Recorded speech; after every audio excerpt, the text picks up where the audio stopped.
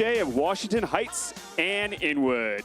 Please join me in welcoming the Executive Director of the Daycare Council of New York, Tara Gardner, State Senator Jamal Bailey, and please join me in welcoming the 57th Governor of the great state of New York, Governor Kathy Hochul.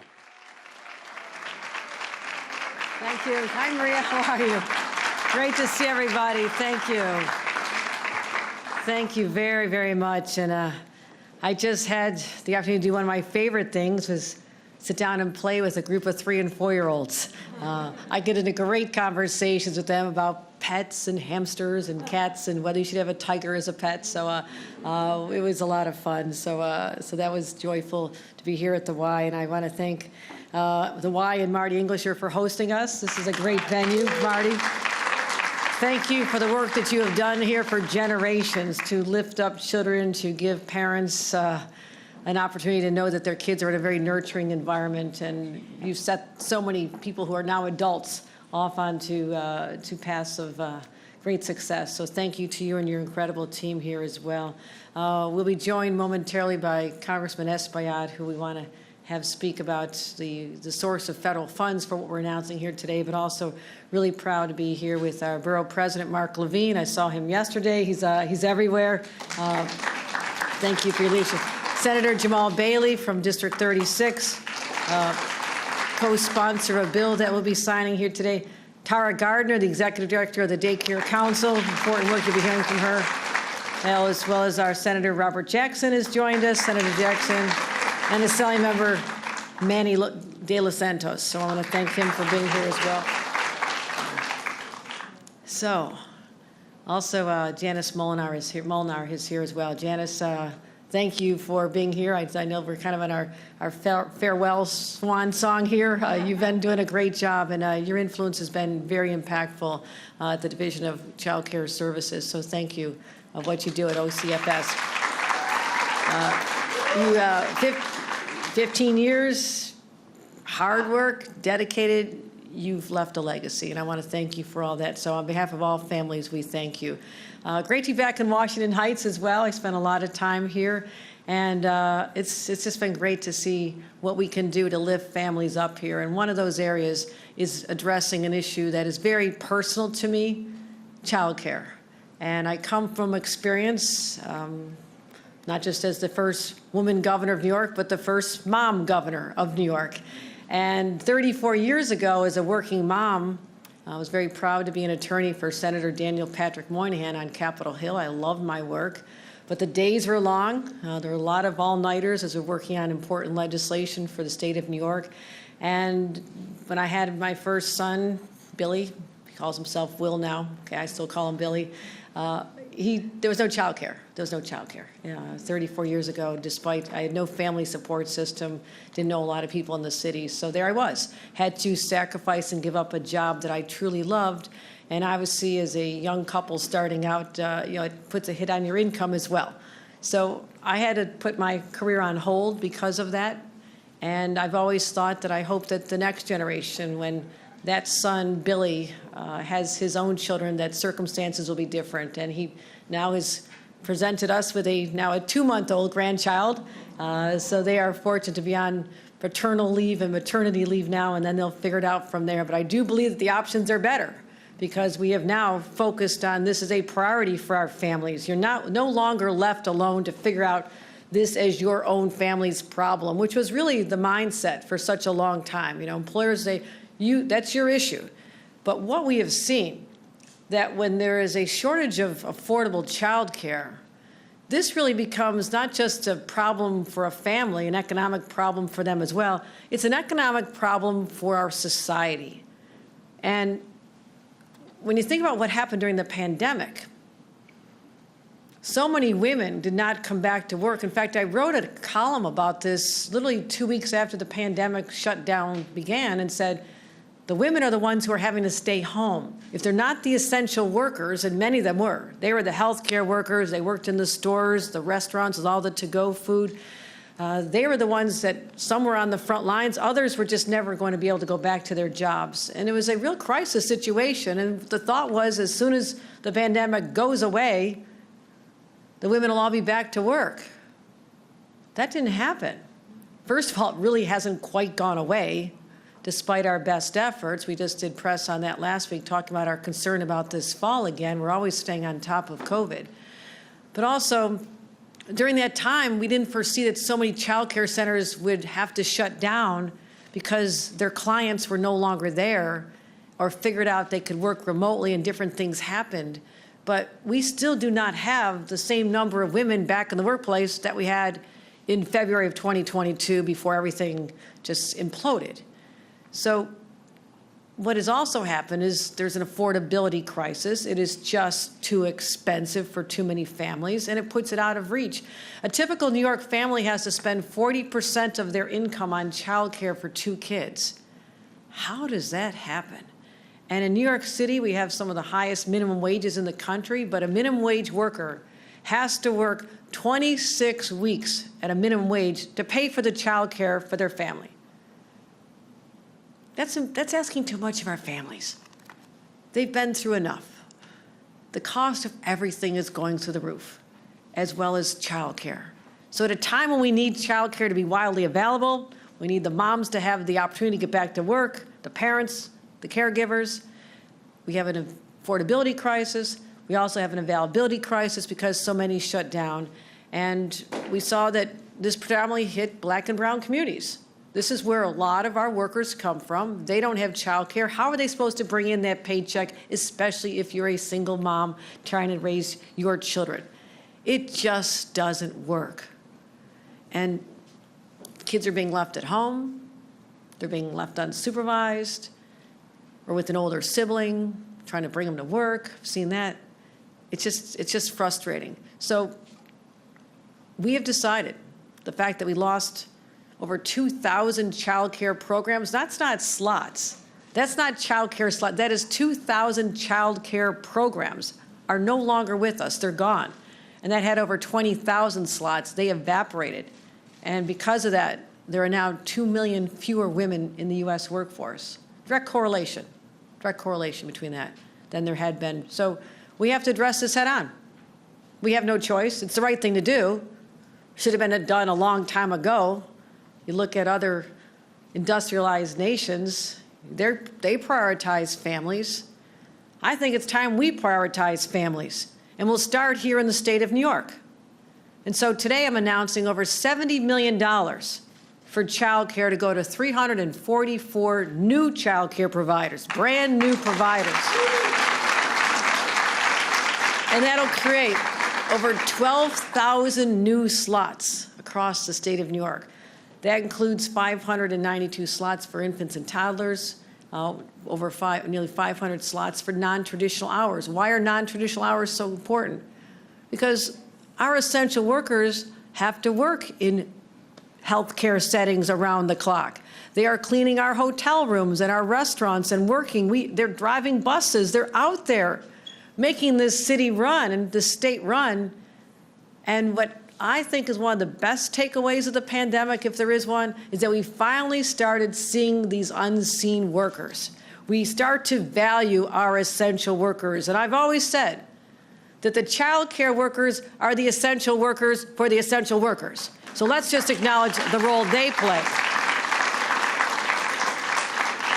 This will also create nearly 3,000 new slots in New York City, and these individuals were selected from over 1,700 applicants, which I think is phenomenal. So this is just the first tranche of money going out, and some of those individuals are with us today.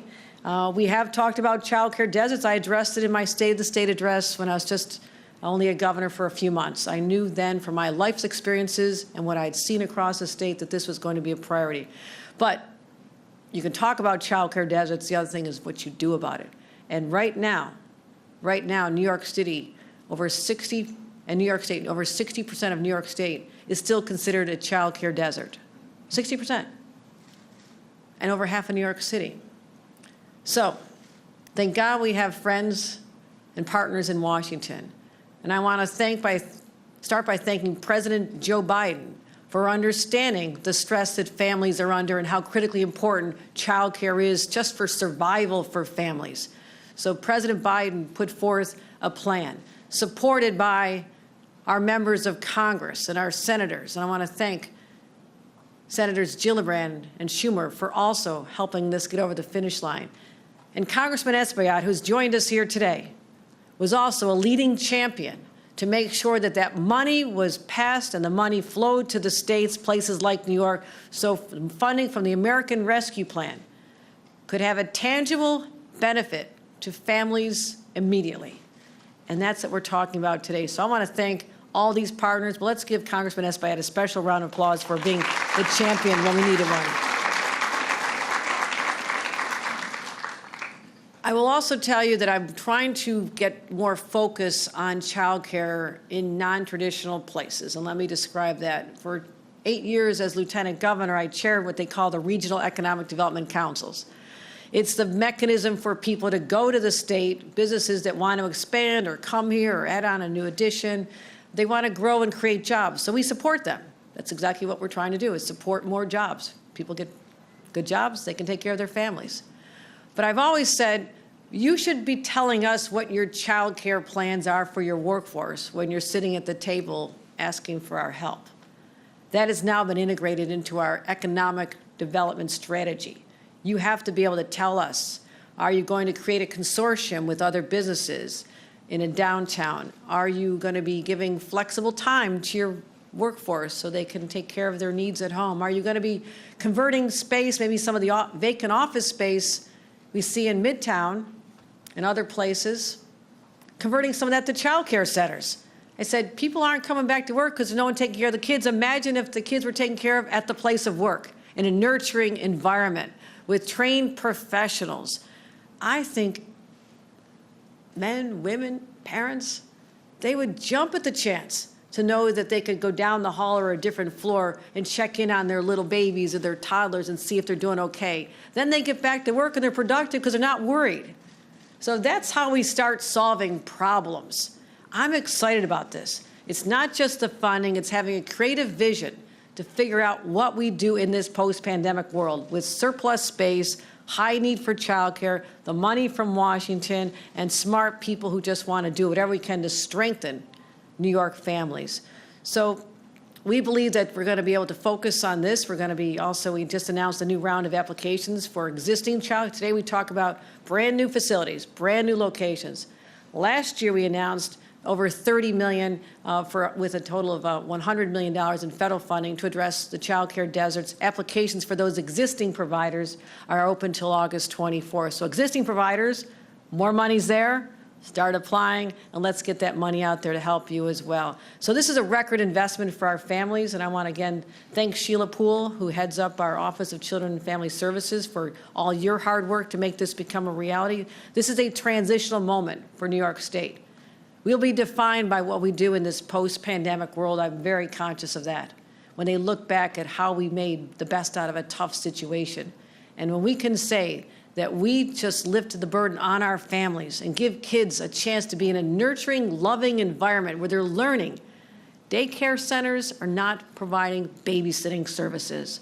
They're providing that first education for our children, and let's recognize them for that. So we're going to continue. So to close, this is on top of our $7 billion record investment in child care over the next few years. I already announced over $2 billion in child care subsidies, and our child care subsidies right now have an average benefit of over $9,000 per child. That's how we start meeting the needs. You help with the subsidies to families, and we'll have over 400,000 new slots based on the plan we put forth in our budget, just enacted by the senators and assembly members that I just acknowledged here today, and I want to thank them for their support for this as well. So we've doubled that. We also broadened eligibility.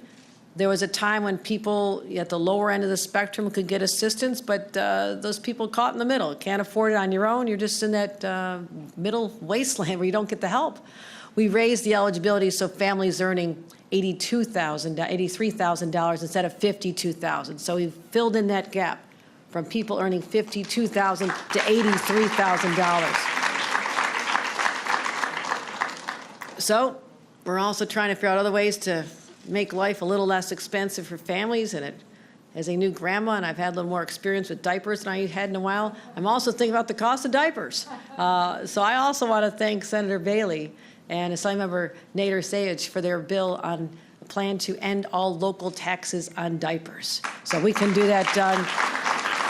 With inflation rising, costs going up, we did it on gasoline. We took off the state gasoline tax, diapers, other essential services. These are ways that we're just really thinking what it's like to be a parent today. And any way we can lift that financial burden on you, it is a good thing to be doing. So when you're putting the diapers in the shopping cart and the scramble to get formulas, and my God, people have been under such stress. But to young parents, it does get easier. Someday they go off when they're 18 or so. It does get easier at that point. But until then, the weight of responsibility is on you. It is one we embrace.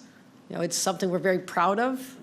But also, as people in government, we have a responsibility to help you.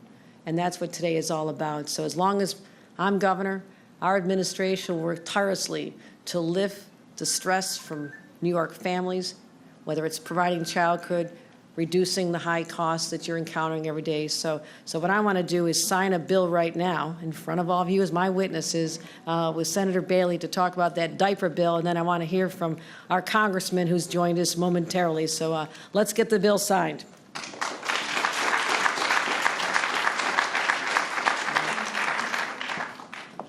All right. And for that, we have these super special pens. Here we go, and this is the bill proposed. It says, amending the tax law that diapers intended for human use. I won't get into that. Reusable adult and children's diapers. We're suspending the sales tax on those. And I'm proud to sign this. And to give you, the sponsor, the pen. Thank you, Madam Governor. There you go. There you go.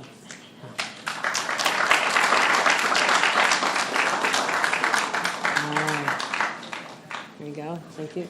And let me introduce a real champion for New York families, someone I've worked with since I was a member of Congress over a decade ago, someone who fights every single day on behalf of the constituents, and he's such an amazing member of Congress.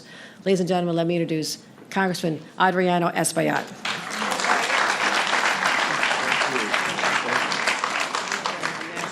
Good morning, Governor, and thank you for this initiative, and good morning to all of you. Some of you were with us this past week in Washington. Some of the students that are part of the summer program here. To Marty Englisher, who's a great friend, and we served together in the community board many decades ago, and continues to lead this organization forward. Thank you for all the work that you do, and to the elected leadership that's here. Governor, this is so important. I've been working with the daycare providers since I was a state assembly member. And neighborhoods like this one are daycare deserts. And we don't have the benefit of having like the traditional daycare centers, the brick and mortar ones, because space is a premium here in Washington Heights. So we don't have the traditional one for 100 kids or 50 kids. We have a network of family-based daycare providers that are in these apartment buildings, and they provide daycare services for 4 or 5 kids at a time. And parents often opt to take their children there because they could be just right downstairs. And since now, after the pandemic, they're still a little bit worried about COVID, they may opt to have a smaller setting, right? And one that is also culturally and linguistically competent for them. And also, of course, if their friends are right downstairs, so if they have to work extra hours, they could rely on these daycare providers, which are, for the most part, women of color, provide that service for them. And so this is an important part of the child care network. And many of them are part of a network and are affiliated then with Head Start programs and other non-for-profits. And so they're an important part of the child care services industry, because really it's not just, these are also small business women, by the way, and they're nurses in many ways because they take care of the children, so they're counselors in many ways because they speak to the mom or the dad and give them some advice when they come in to pick up their children. And so I'm glad that you have included them in, and that everybody will get a shot at this new funding put forward by the American Rescue Plan. So the federal dollars that we allocated during the pandemic are still rolling in to our communities. And so we must make the best out of them. And the governor has surely put this forward. This is important for us to rebound as a state and as a city, for us to embrace the post-COVID-19 era in a proactive way, to get people, particularly women, back to work, because women were disproportionately those that lost their or left their jobs during the pandemic, and now they need to go back to work, but they can't do it without daycare. This cannot happen. We cannot go back as a country unless we have daycare as the centerpiece of economic development and the renaissance of our nation in the post-COVID-19 pandemic era. So I thank you, Governor, for the work that you're doing and for allocating $16 million. We're going to push for more for New York City. I was talking to the senator there. And but this is a great start, and the state needs to come back, and you're working very hard to do that. This is a pivotal piece for our economy to be jump-start. And I thank you for your leadership regarding that. I thank the senator for his diapers. We're doing baby milk in Washington, diapers here in New York State. Little babies are getting everything now, so this is a great time for New York City and New York State. And thank you, ladies, for the work that you do. It's just amazing. Amazing. And, you know, during the pandemic, you were there for us, and you put yourself at risk because it was important to continue to provide that service. And we thank you for your commitment to our families in New York State and to our children. And, you know, my mom took care of children. And, you know, she wasn't part of a union or anything. So I got involved in this because I saw that when she stopped, the only thing she was left with was the great relationship that she built with these kids. And they came back as professionals, and they came from all over the world. Some of them moved away and came back to visit her, but she didn't have a pension plan. And she didn't have the benefits that would otherwise go to a daycare provider that's organized and is part of a network and part of a union. So we started the unionization process with the U of T for these daycare providers right here in this district. At one point, there were 35,000 of them in the city of New York. And so this is important. So we thank you in the bottom of our hearts for what you do for our families and children. God bless you and keep the faith. Thank you. Please welcome to the podium State Senator Jamal Bailey.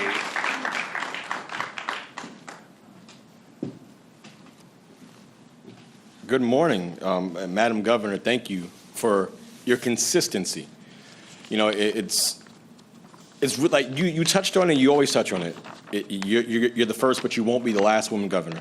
But I believe that your lived experience puts you in a position where you see things in a different light, and you see things from a different perspective. So I'm grateful to you for that. And speaking of childcare, you know, I live childcare, right? Before coming here, I dropped off my youngest at camp.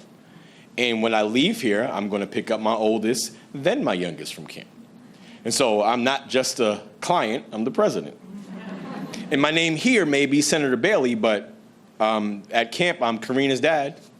And at the other camp, I'm Giada's dad. And quite frankly, that is the most important title I will ever hold, dad. You know, I'm lucky enough that I have a flexible enough schedule that affords me the opportunity to be able to drop off and pick up my kids. But even then, sometimes I struggle with childcare and having to call my wife and say, hey, can you leave a little bit early, or can I get out of this meeting a little bit early? So if I'm struggling with it, I know everyday New Yorkers are struggling with it. And I'm grateful, Governor, for this investment and this consistent and record investment in childcare. Because if we don't take care of, as you aptly put it, our essential workers for our essential workers, and make no mistake about it, ladies, Tara and everybody, you are skilled labor. This is skilled labor. I don't know if you have kids or you don't have kids. This is skilled labor. It takes a labor of love and skill and the ability to hold the carrot with the stick to get the kids to do what you need them to do sometimes. Y'all laughing because you know it's true. And I'm grateful to our governor, again, a mother and a brand new grandmother who understands the needs, who understands that our families need to have quality childcare that is affordable. And speaking of affordability, the governor signed our diaper bill. It's amazing. Every penny counts. And that eliminates local sales taxes on all diapers. And, you know, I've changed a diaper or 1,000 in my lifetime. And I remember when we had Toys R Us and Babies R Us combining the coupons, and you go to Target and you buy 2 packs to get the $10 gift card because you know you're going to use it on the diapers the next time around. Every penny counts. So if we can save pennies, those pennies add up over the course of time. And it's not just families. Our diaper banks. Diaper banks have been huge during the pandemic, when so many people, when so many mothers, so many women lost their jobs as a result of this pandemic. Diaper banks picked up the slack, and they've run with it. So I'm grateful to our diaper providers. They've done an immense job, an incredible job. But even they buy these diapers in bulk. And so those pennies add up. In times of rising inflation and rising costs everywhere from the gas station to the grocery, it's critical that we step up and try to ease the burden on our families. Diapers are often the largest expense for families. And for those of you who have bought diapers, you know how much they cost. And they are essential. You can't not purchase diapers for your children. You can choose different types of food, you can choose different types of formula, but you have to purchase diapers for your family. And so working families shouldn't have to make this false choice between diapers or rent or food. We should be doing everything that we can to make sure they can afford everything, and we're taking steps towards it today. And again, these diaper banks and these organizations have been incredible. They alleviate the stress for parents, and Governor, this legislation is rated PG for parental goodness. Thank you for your time. Please welcome to the podium, Tara Gardner.